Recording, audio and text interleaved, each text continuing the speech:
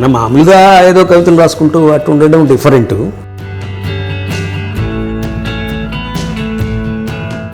విశిష్టమైనటువంటి ఒక రాయడం ఒకటి డిఫరెంట్.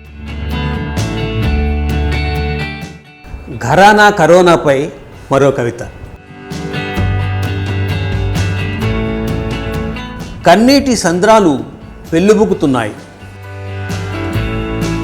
మనిషి బిజీగా ఉన్నప్పుడు ఏమైనా సాధించవచ్చు.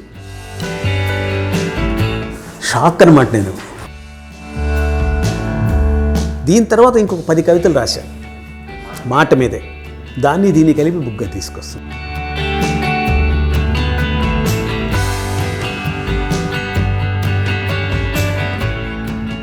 ఘరానా కరోనాపై మరో కవిత.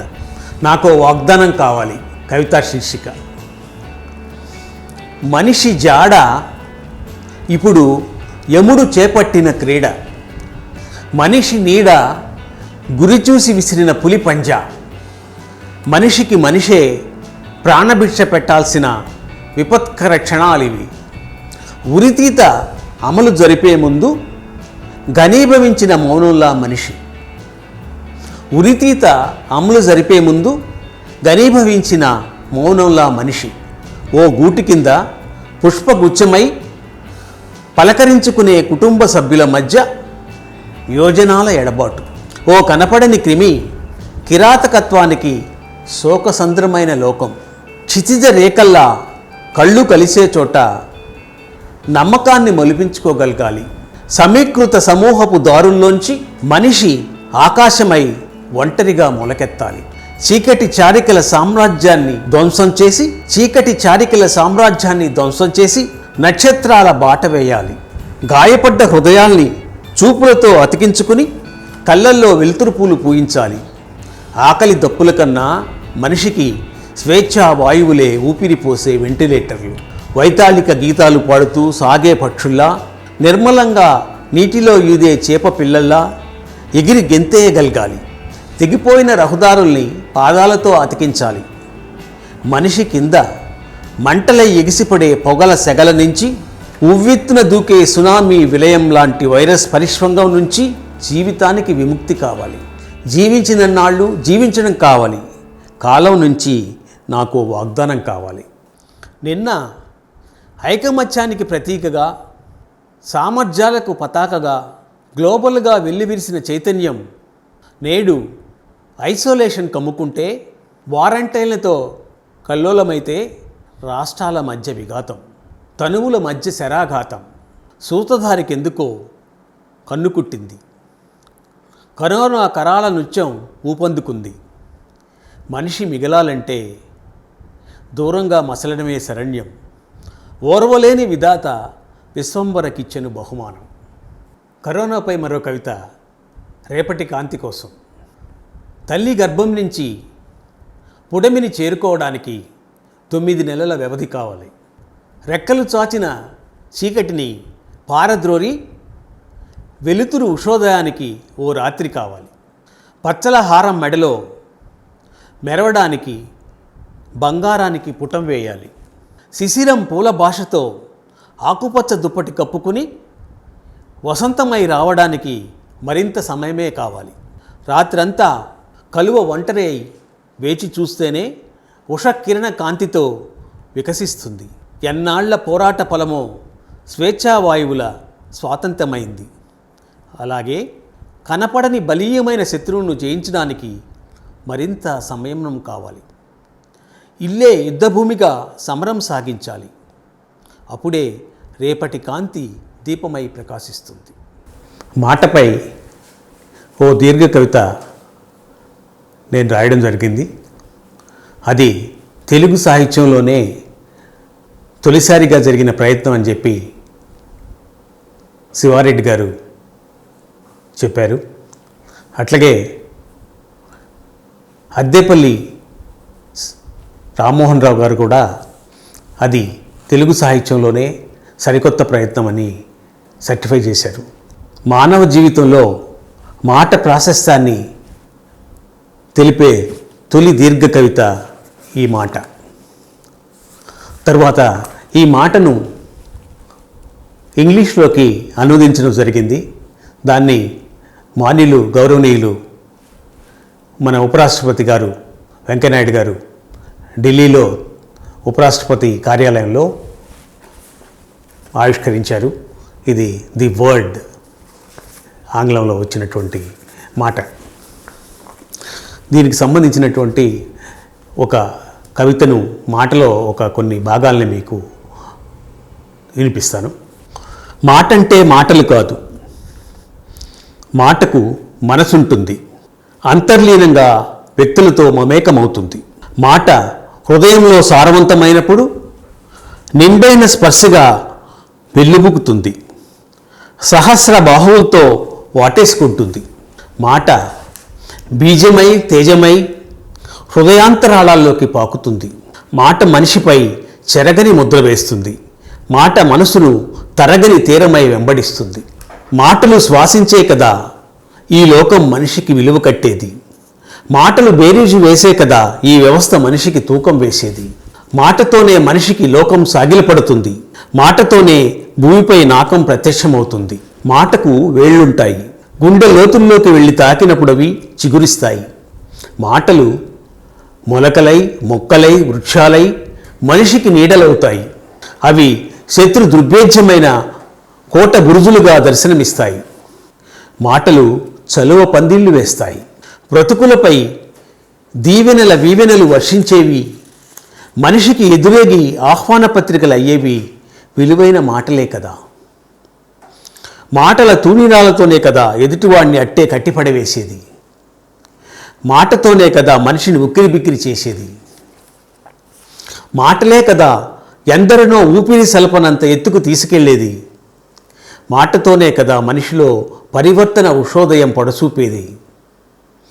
మాటతోనే కదా మనిషికి మహోన్నత శక్తి సంపన్నత తోడయ్యేది.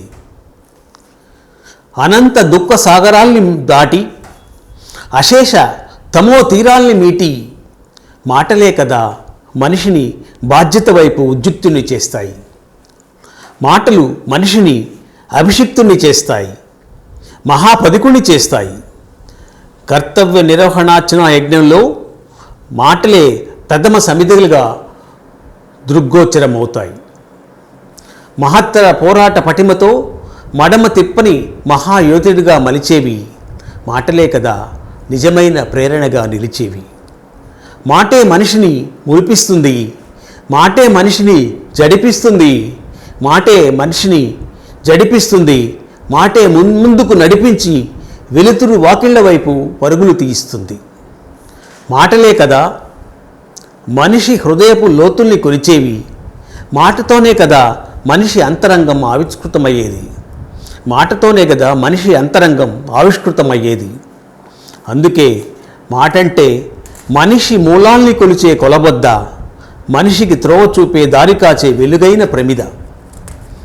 అదుగో అదుగో అక్కడో మాటల స్వైర విహారి, తన మాటలు తెచ్చిన చైతన్యంతో లోకానికి సుషుప్తిపరిచిన మహామేధావి, ఉపన్యాస విన్యాస ధురంధరుడు. ఒక్కో మాట ఒక్కో వేకో బాటగా, మాటలన్నీ తన తలపులుగా తన పనులుగా లోకానికి నిలువెత్తు వసంతం తెచ్చిన పాలనా ప్రవీణుడు. అదుగో అక్కడో గళం సృష్టించే కలకలం, మాటల సొగసులద్ది పాటల మాటలుగా కూర్చి మది వీణావాణిగా చేసి మోగిస్తుంది, పాటలతో హృదయార్చన చేస్తుంది. అక్కడో గళం సృష్టించే కలకలం, మాటల సొగసులద్ది పాటల మాలలుగా కూర్చి మది వీణావాణిగా చేసి మోగిస్తుంది, పాటతో హృదయార్చన చేస్తుంది. అదిగో అదిగో అక్కడో నటసింహం విజృంభించింది, అనన్య సామాన్య భావ భంగిములకు మాటలతోనే భాష్యం చెబుతోంది. అద్వితీయ కళారీతులకు మాటతో అద్దం పడుతోంది. మాటలు ఈటెలుగా విసిరే కదా అపురూప కళా వైభవాల్ని మనకు కళ్ళకు కట్టినట్లు చూపేది. విరాట్ పోతులూరి వీరబ్రహ్మం కాలజ్ఞానం మహత్తర మాటల సంగమమే కదా. యేసుక్రీస్తు మానవతా సందేశం మాటల వనంలో విరిసిన సౌగంధమే కదా. మాటలే కదా మనసుల్ని దోచే పాటలయ్యేది. మనిషిని కడుపుబ్బ నవ్వించే మాటలే కదా హాస్యరస గుళికలయ్యేది. పాటకు పల్లవి ప్రాణమైతే హాస్యపు విరుజల్లుకు మాటే ఆధారం. మాట చురకత్తి లాంటిది. మాట అది మనసును నిట్ట నిలువునా వధిస్తుంది. మాట మనిషికి జై కొడుతుంది, లేదంటే చీకొడుతుంది. మనిషికి జై కొట్టి మహానగాల్ని చేరువ చేస్తుంది, మనిషిని చీకొట్టి మహోత్పాతాల్ని రగిలిస్తుంది. మన మాటే మన వెంట నడిచే నిజమైన మిత్రుడు. మన మాటే మనకు తోడు నీడగా నడిచే నికార్సైన చెలికాడు.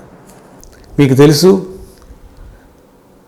ఈరోజు మన నగరాల్లో విపరీతమైన ధరలతోటి సామాన్యుడికి భోజనం అందుబాటులో ఉండదు. ఒక రిక్షా వాళ్ళకి భోజనం చేయాలంటే 100 రూపాయలు చెల్లించడం అసాధ్యమైన విషయం. ఒక కూలీకి భోజనం చేయాలంటే 100 రూపాయలు చెల్లించడం సుసాధ్యమైన విషయమే కాదు. అలాగే ఎంతోమందికి ఈ గంపల్లో పెట్టి భోజనాలు రోడ్ సైడ్ అమ్మేటటువంటి మంచి కార్యక్రమాన్ని మనం చూస్తుంటాం. మద్రాసు మహానగరాల్లో కూడా, బాంబే లాంటి సిటీస్లో కూడా ఇలా గంపల్లో పెట్టుకుని అన్నాన్ని వడ్డించి తక్కువ ధరను వాళ్ళ దగ్గర నుంచి తీసుకునేటువంటి చిత్రాన్ని మనం చూస్తుంటాం. దాన్ని ఉద్దేశించి గంపకూడు అనే టైటిల్ తోటి ఒక పుస్తకాన్ని నేను రాశాను. దీంట్లో దృశ్యం అనే ఒక కవితను మీకు వినిపిస్తాను. ఈ కవితలో కొన్ని భాగాల్ని పద్మశ్రీ సిరివెన్నెల సీతారామ శాస్త్రి గారు చదివి వినిపించి ప్రశంసించినటువంటి గొప్ప అనుభూతి నాది. దృశ్యం కవిత. మనిషితనం మందు పాత్రల మంటల్లో దగ్ధమైపోయిన తరువాత అతడు కొత్త ముఖం తొడుక్కుని సంక్లిష్టంగా సంచరించడం మొదలుపెట్టాక మనిషిని గెలుచుకోవడం అంటేనే యుద్ధంలో విజేత అయినట్లే లెక్క. మనిషన్నవాడు వర్షించని మేఘమై ఎల్నిలో ఎడారిగా స్తంభించి మసకేసిని మొబ్బుగా విస్తరించిన ఆకురాలిన కీకారణ్యంలో మనిషిని సంపాదించుకోవడం అంటే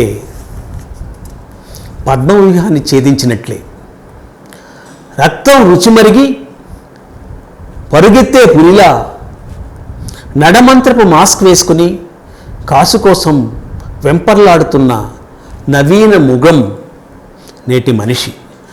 రాక్షస బలిలా పరివర్తనం చెందిన మనిషిని తీగలా అల్లుకుపోవాలనుకోవడం శిఖరాయమాన సాదృశ్యం.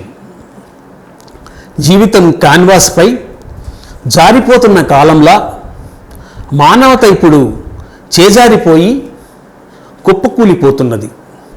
మనిషి పట్ల నమ్మకాన్ని కొమ్ము కాసి నిలుపుకునే మర్మాన్ని కనిపెట్టగలిగే సరికొత్త భగీరథ యత్నం పురుడు పోసుకోవాలి. ఇప్పుడు మనిషి తనం వేళ్ళూనుకునే సరికొత్త మార్గాన్వేషణలో మానవీయ మహాయజ్ఞం పొద్దుపడవాలి.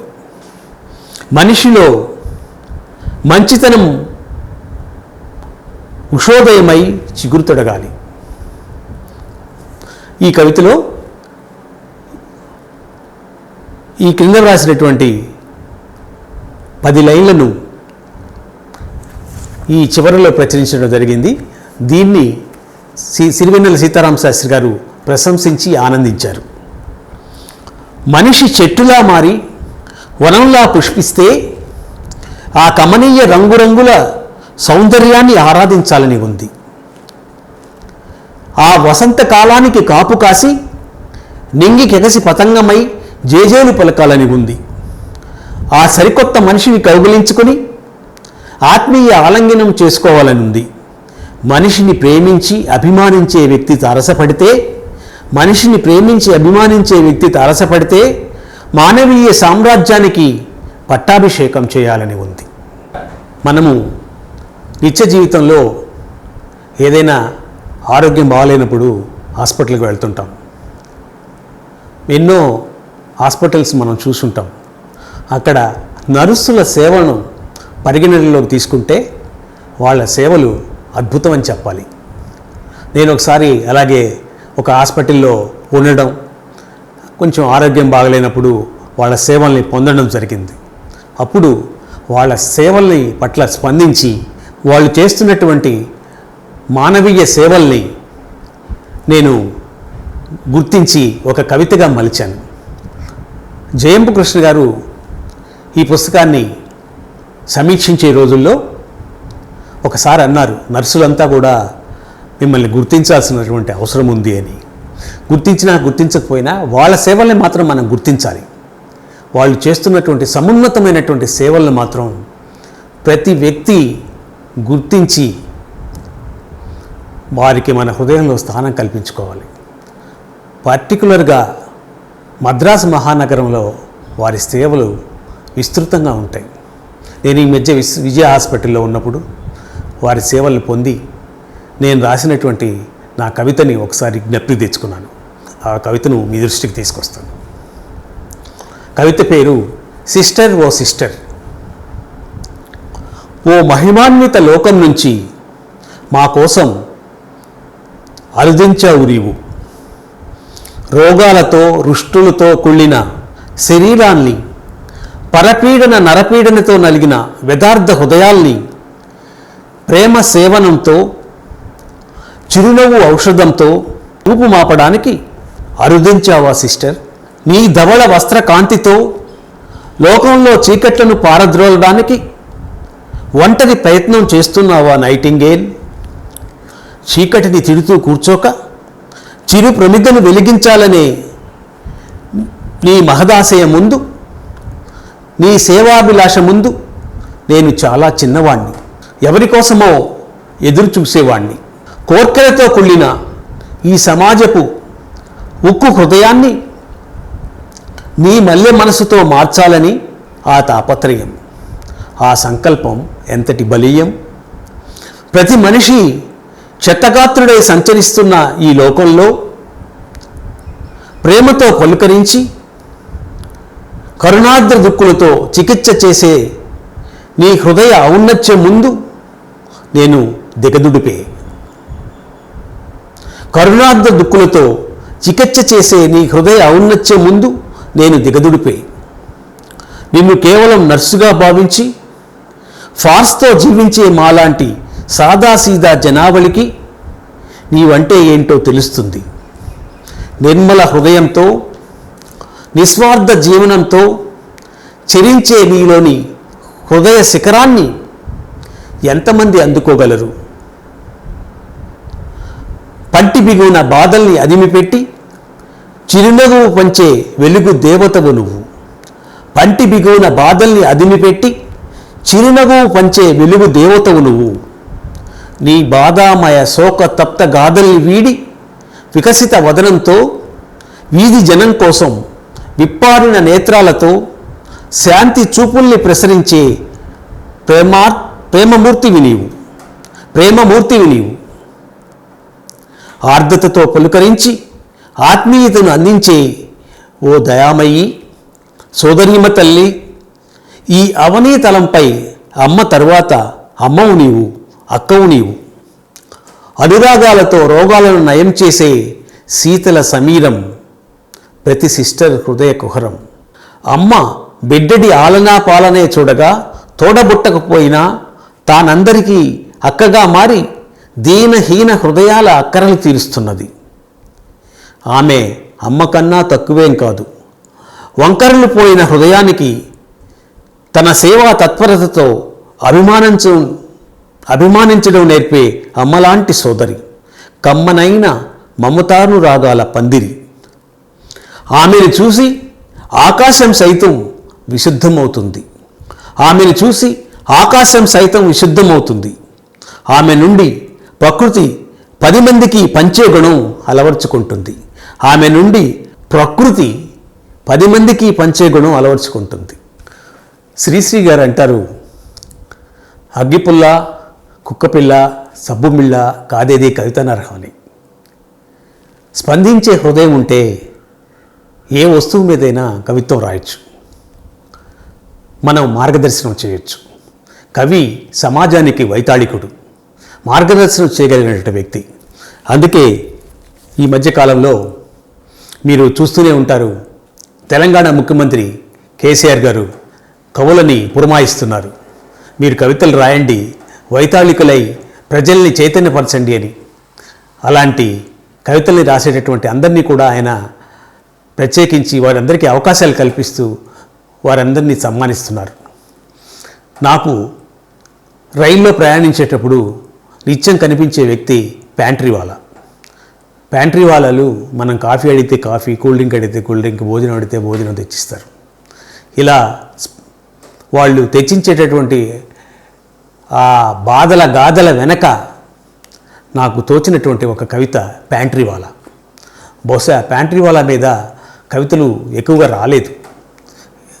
ఆల్మోస్ట్ ఇది ఒకటి రెండు కవితలు ఏమన్నా వచ్చుంటాయేమో నాకైతే తెలియదు, కానీ ప్యాంట్రీవాలా అనే కవితను మీకు వినిపిస్తాను.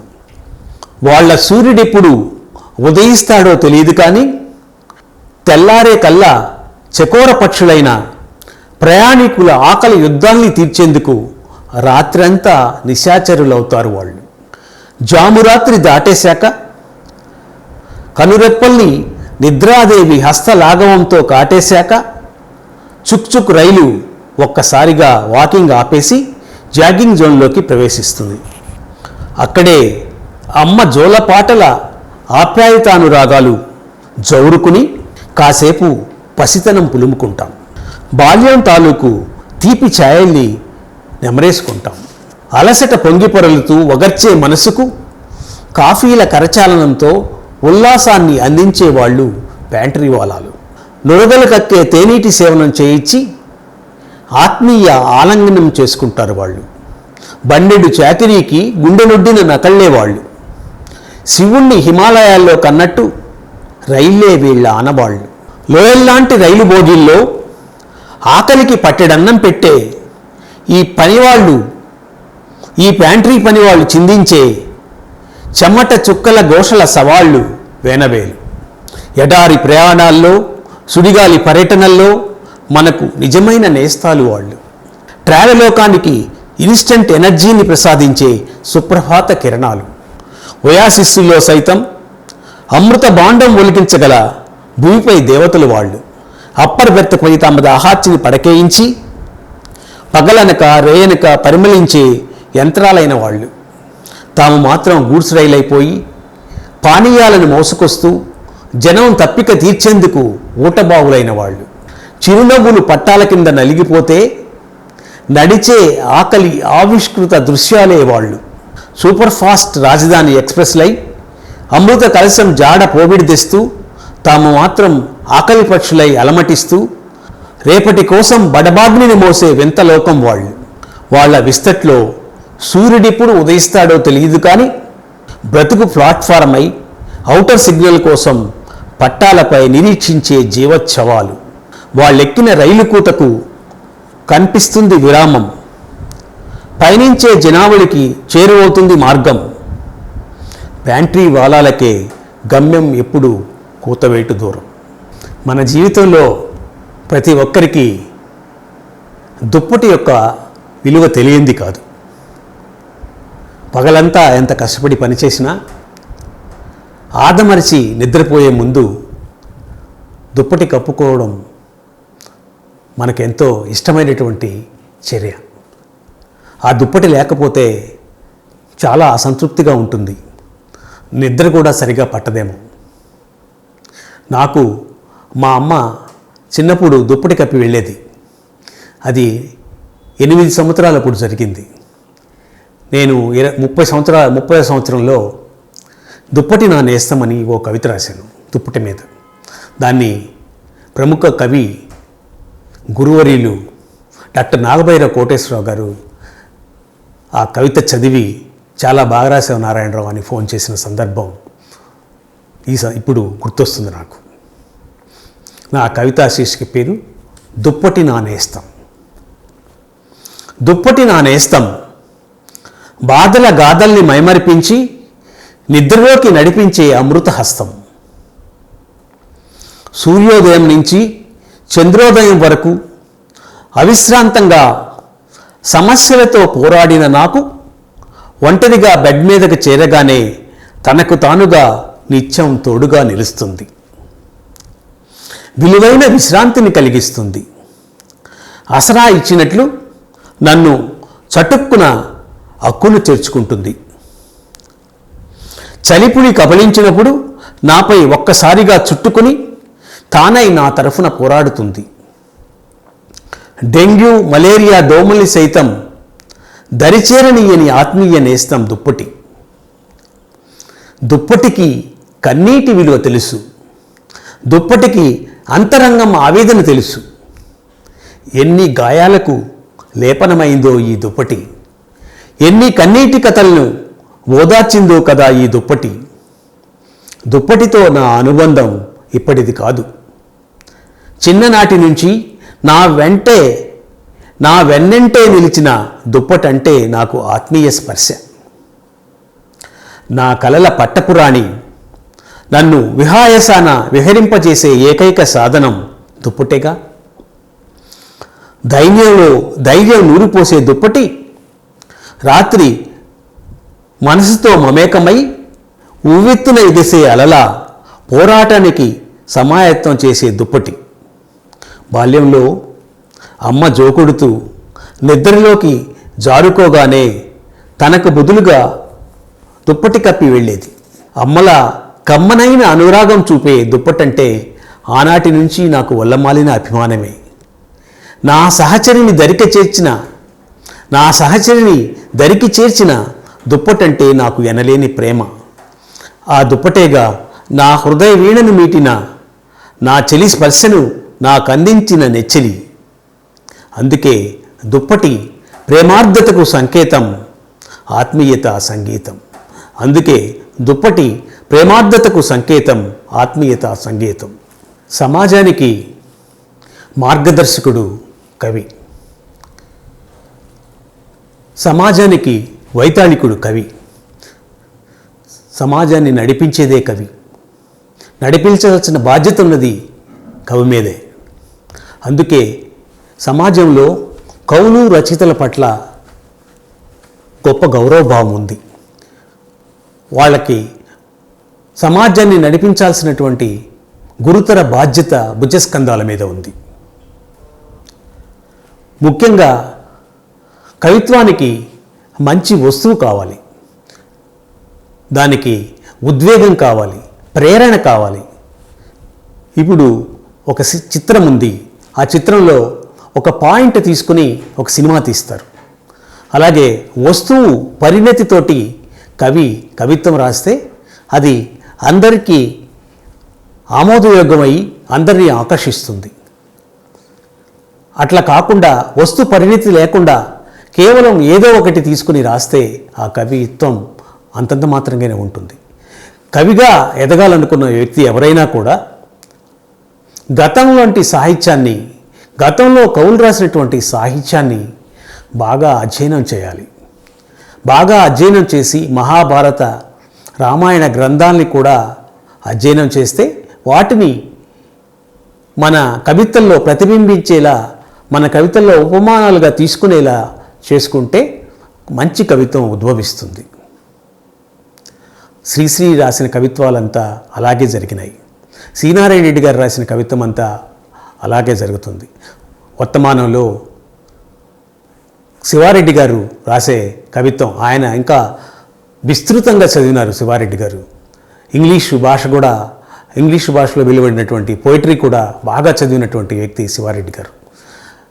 అలాగే నగ్నముని గారు. ఈ తరం కవుల్లో గొప్పగా చెప్పుకోదగినటువంటి కవులు బేరం సుందర్రావు గారు, శ్రీరామ కవచం సాగర్ గారు. ఇట్లా వీళ్ళందరూ పుస్తకాలు బాగా చదివి రేపటి తరం కోసం కవిత్వాన్ని రచిస్తున్నటువంటి గొప్ప కవులు వీళ్ళు. నెల్లూరు నుంచి ఏటూరు నాగేంద్రరావు గారు, పెరుగు రామకృష్ణ గారు మంచి కవిత్వాన్ని రాస్తున్నారు. వారు కూడా బాగా చదువుకున్న వాళ్ళే. పెరుగు రామకృష్ణ గారు ఇంగ్లీష్ భాషలో వెలువడినటువంటి పోయిటరీని బాగా చదువుకున్నారు. అట్టే ఏటూరు నాగేంద్ర గారు బాగా అధ్యయనం చేసినటువంటి వ్యక్తి. ఇలా ప్రతి ఒక దృక్పథంతో అధ్యయనం చేస్తే మంచి కవిత్వాన్ని తీసుకురావడానికి అవకాశం ఉంటుంది. ఇంకా అట్లే కాకుండా కవులుగా నిలబడాలనుకునేవాళ్ళు, మంచి కవిత్వం రాయాలనుకునేవాళ్ళు, సమాజానికి చెప్పాలనుకునేవాళ్ళు ఒక పరిశీలన ఉండాలి. ఆ పరిశీలన ఎట్లంటే కేవలం ఒక కొత్త పాయింట్ని తీసుకోవడమే కాకుండా ఎవరు కూడా టచ్ అయినటువంటి సబ్జెక్టులు ఎన్నో ఉంటాయి. ఆ సబ్జెక్టులని ఎన్నుకుని వాటిని మంచి ప్రతీకలు తీసుకుని వాటిని గురిపెడితే మంచి కవిత్వం వెలువరించవచ్చు. నా వరకు, నాకు సంబంధించిన వరకు మీరు ఇప్పుడే చూసినారు, నేను వినిపించాను. దుప్పటి నానేస్తాం, దుప్పటి మీద అరుదుగా కవితలు వచ్చి ఉంటాయి. అట్లే ప్యాంట్రీవాలా మీద చాలా తక్కువగా వచ్చి ఉంటాయని నేను అనుకుంటున్నాను. మా కాళిదాస్ పురుషోత్తం గారు, మా గురువు గారు సర్వోదయ కాలేజీ లెక్చరర్, ఆయన చెప్తుండేవాళ్ళు, నీ ప్యాంట్రీవాలా నాకు గుర్తుండిపోయింది అని. అట్లా కొత్త సబ్జెక్టులు తీసుకుని అలా ఇంకా చెప్పాల్సిన అవసరం లేదు.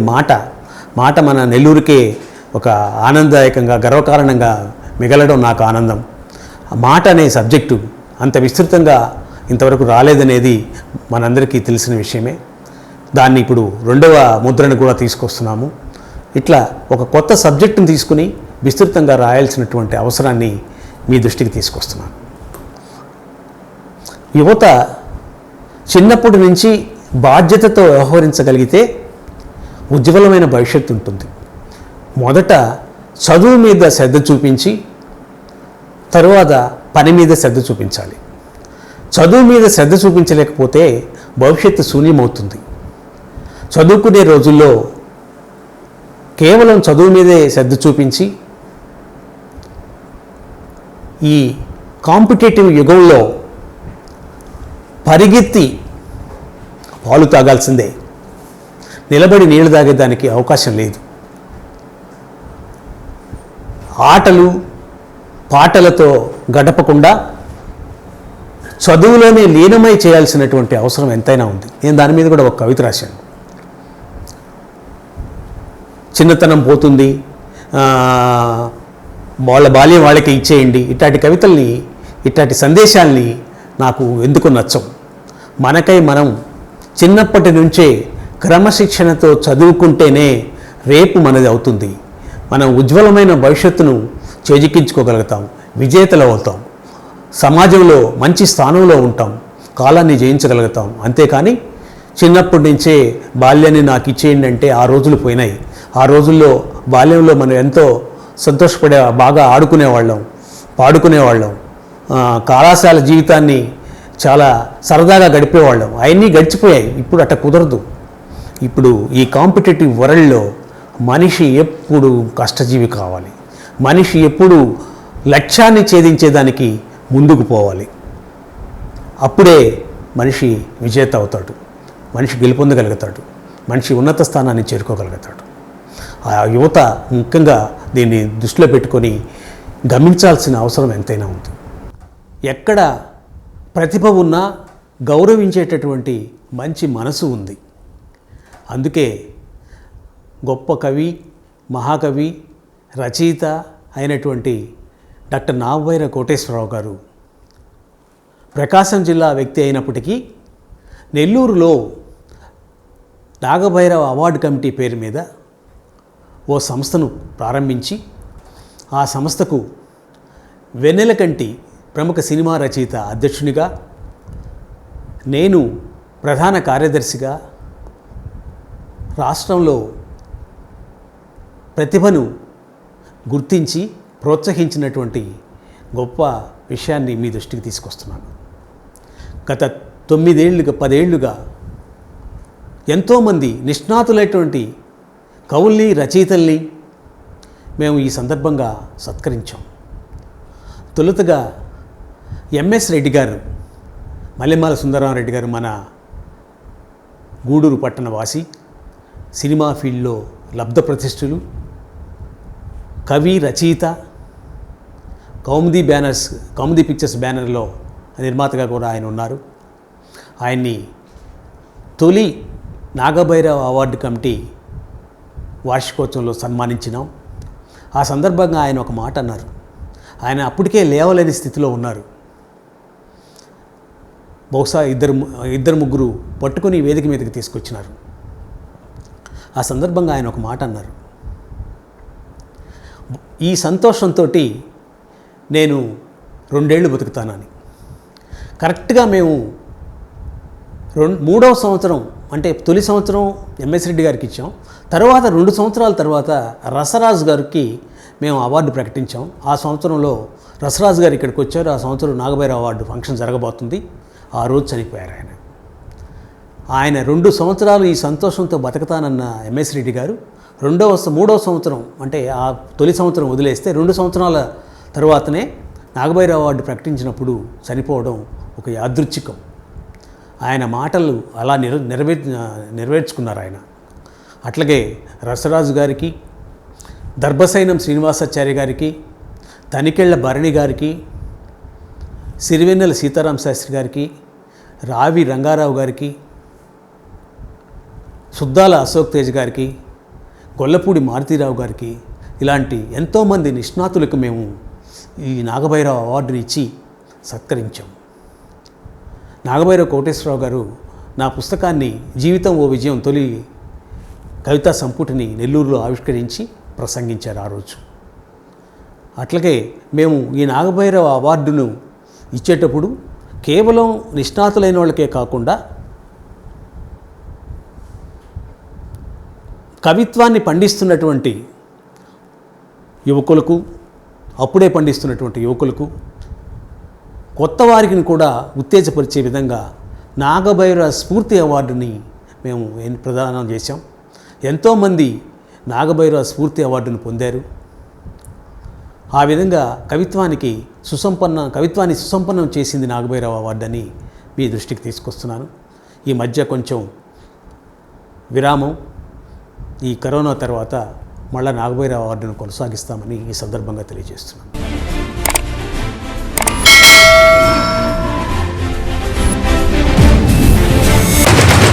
ప్రజల టీవీ